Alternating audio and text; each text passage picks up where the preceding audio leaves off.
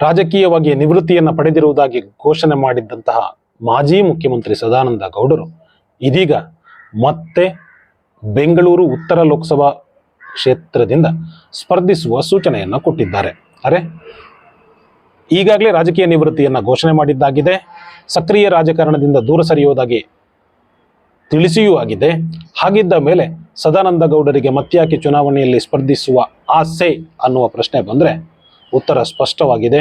ಮತ್ತೊಬ್ಬ ನಾಯಕ ಎಲ್ಲಿ ಬೆಳೆದು ಬಿಡುತ್ತಾನೋ ಅನ್ನುವ ಆತಂಕ. ಹೌದು, ಸದಾನಂದ ಗೌಡರು ಯಾವಾಗ ಸಕ್ರಿಯ ರಾಜಕಾರಣಕ್ಕೆ ವಿದಾಯ ಹೇಳೋದಾಗಿ ತಿಳಿಸಿದ್ರು, ಬಿಜೆಪಿಯ ಪಾಳಯದಲ್ಲಿ ದೊಡ್ಡ ಚರ್ಚೆ ಶುರುವಾಯಿತು. ಬೆಂಗಳೂರು ಉತ್ತರ ಲೋಕಸಭಾ ಕ್ಷೇತ್ರದಿಂದ ಬಿಜೆಪಿಯಿಂದ ಕಣಕ್ಕೆ ಇಳಿಯೋದು ಯಾರು ಅಂತ. ಈಗಾಗಲೇ ಸುಮಲತಾ ಅಂಬರೀಶ್ ಅವರ ಹೆಸರು ಪ್ರಸ್ತಾಪವಾಗಿತ್ತು.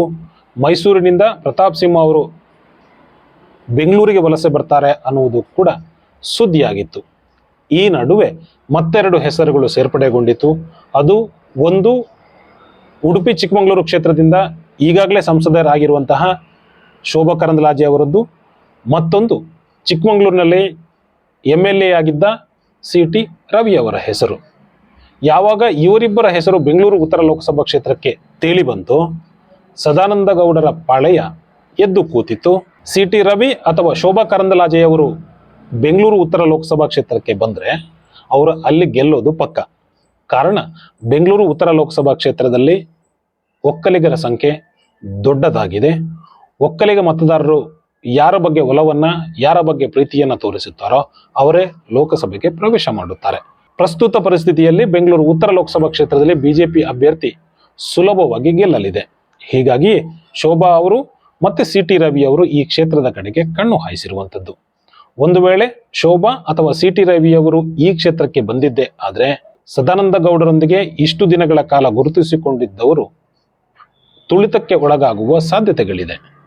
ಹೀಗಾದ್ರೆ ನಮ್ಮ ಭವಿಷ್ಯವೇನು ಅನ್ನುವಂಥದ್ದು ಅವರಿಗೆ ಕಾಡಲಾರಂಭಿಸಿದೆ. ಹೀಗಾಗಿ ಸದಾನಂದ ಗೌಡರಿಗೆ ಅವರು ಮನವಿಯನ್ನ ಮಾಡಿದ್ದಾರೆ. ನೀವು ಈ ರೀತಿಯೆಲ್ಲ ರಾಜಕೀಯ ನಿವೃತ್ತಿಯನ್ನ ಪಡೆದ್ರೆ, ಸಕ್ರಿಯ ರಾಜಕಾರಣದಿಂದ ದೂರ ಸರಿದರೆ ನಮ್ಮ ಕಥೆ ಏನಾಗಬೇಕು ಅಂತ. ಹೀಗಾಗಿಯೇ ಸದಾನಂದ ಗೌಡರ ಸ್ಟೇಟ್ಮೆಂಟ್ ಅನ್ನ ಬದಲಾಯಿಸಿದ್ದಾರೆ. ಮತ್ತೆ ನಾನು ಎಲೆಕ್ಷನ್ಗೆ ಸ್ಪರ್ಧಿಸುವಂತೆ ಕಾರ್ಯಕರ್ತರಿಂದ, ಬೆಂಬಲಿಗರಿಂದ, ಮತದಾರರಿಂದ ಒತ್ತಡ ಹೆಚ್ಚಾಗ್ತಾ ಇದೆ ಅಂತ ಹೇಳಿದ್ದಾರೆ. ಈ ಮೂಲಕ ನಾನು ಕೂಡ ಇನ್ನು ಕಣದಲ್ಲಿದ್ದೇನೆ ಅನ್ನುವ ಸಂದೇಶವನ್ನ ಹೈಕಮಾಂಡ್ಗೆ ರವಾನಿಸಿದ್ದಾರೆ. ಹಾಗಾದ್ರೆ ಸದಾನಂದ ಗೌಡರಿಗೆ ಈ ಬಾರಿ ಬೆಂಗಳೂರು ಉತ್ತರ ಲೋಕಸಭಾ ಕ್ಷೇತ್ರದಿಂದ ಟಿಕೆಟ್ ಸಿಗಬಹುದೇ, ಇಲ್ವೇ ಇಲ್ಲ ಅನ್ನುವಂಥದ್ದು ಬಿಜೆಪಿಯೊಳಗಿನ ಮಾಹಿತಿ. ಕಾರಣ ಈಗಾಗಲೇ ಮುಖ್ಯಮಂತ್ರಿಯಾಗಿದ್ದ ಹೊತ್ತಿನಲ್ಲಿ ಅವರು ಮಾಡಿರುವ ಸಾಧನೆಗಳ ಪಟ್ಟಿ ಹೈಕಮಾಂಡ್ಗೆ ತಲುಪಿದೆ. ಕೇಂದ್ರದಲ್ಲಿ ವಿವಿಧ ಖಾತೆಗಳ ಸಚಿವರಾದ ಸಂದರ್ಭದಲ್ಲೂ ಕೂಡ ಸದಾನಂದ ಗೌಡರು ಮಾಡಿದ ಸಾಧನೆಗಳ ಪಟ್ಟಿ ಬಿಜೆಪಿಯ ಹೈಕಮಾಂಡ್ ಬಳಿಯಲ್ಲಿದೆ. ಅಷ್ಟು ಮಾತ್ರವಲ್ಲದೆ ರಾಜ್ಯದಲ್ಲಿ ಪಕ್ಷ ಸಂಘಟನೆಯ ವಿಚಾರದಲ್ಲಿ ಸದಾನಂದ ಗೌಡರು ದುಡಿದದ್ದೆಷ್ಟು ಅನ್ನುವುದು ಕೂಡ ಹೈಕಮಾಂಡ್ಗೆ ಗೊತ್ತಿದೆ.